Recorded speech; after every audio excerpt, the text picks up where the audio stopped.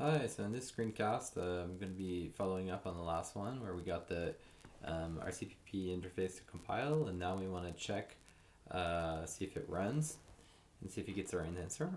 And so here we're going to, what I'm going to do is I'm going to go into the package test directory. I'm going to create a file called test predict1 to max neighbors matrix interface.r, same name as the function that we want to test. And here I've written some code where it's going to load the test app and then Rcpp libraries. It's gonna use this context call to tell the test app package some annotations about these tests. And then I'm going to divide the data into, I'm going to use, first of all, the iris data. I'm going to assign every one of the data points into a fold. Sorry, let's go back to the beginning. And we're gonna assign test fold 1 as a test set. So I'm gonna assign every one of the iris data points into a test or a training set. And here I'm going to compute xmat, which is a scaled version of the iris data, yvec, which is a binary indicator about whether or not the observation is the Virginica flower. And then I'm going to use predict1 to max neighbors matrix interface. That's our C++ function on the whole data set.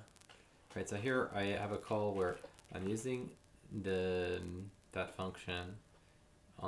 Using it just on the train data. And here I'm setting the weights all equal to 1.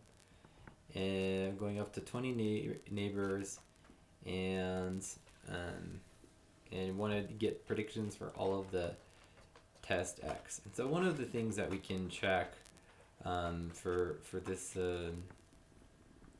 for these predictions, well, first of all, what does this get back? This predicted probability matrix.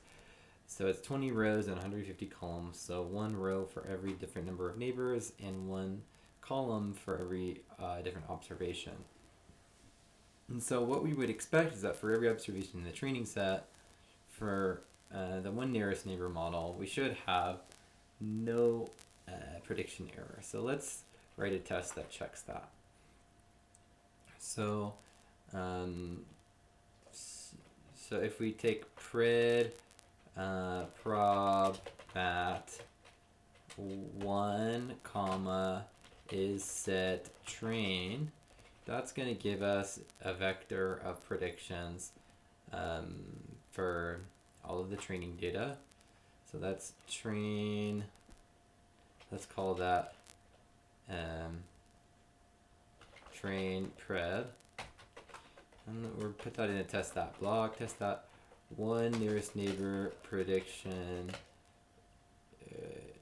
is,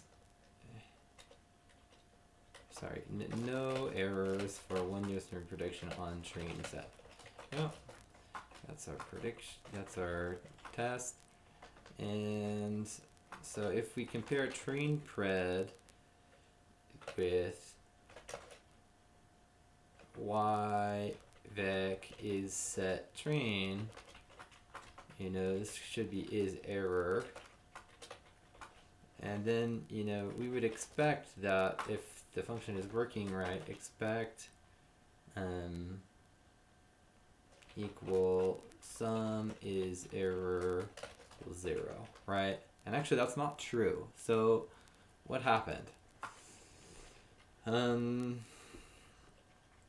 So if we go back to our definition of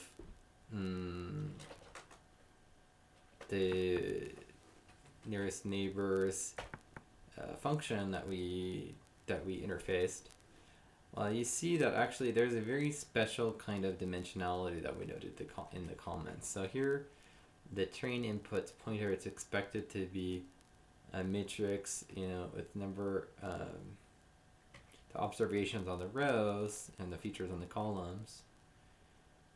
But here the test inputs pointer, it's supposed to be the opposite, right? So it's the number of the features on the rows and the observations on the columns. So that's tricky, right? But so that means we didn't call it correctly in our test. So one way to fix that would be to, rather than giving x mat, we can do transpose x mat. And so if we do that,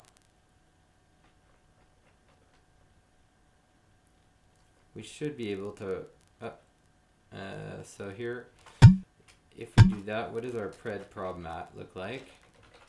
No? Right, so there's some issue with the C++ code now. So let's go back and fix this, right? So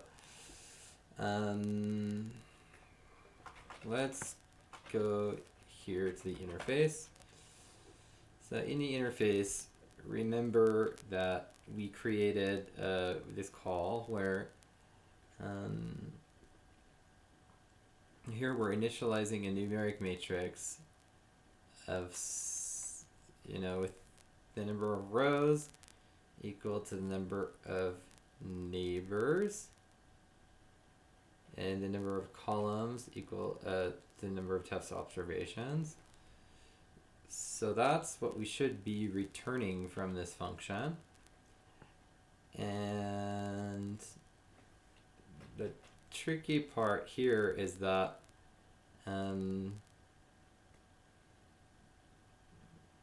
the test inputs,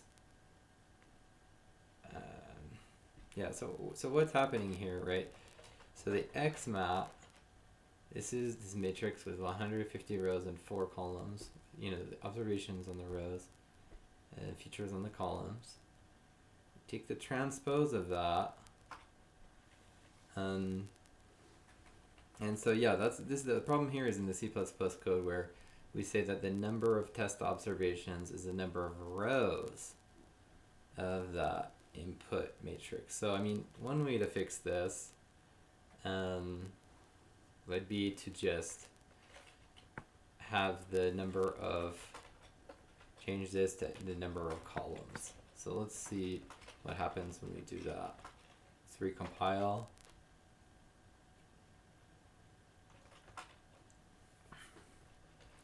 Open up the test again.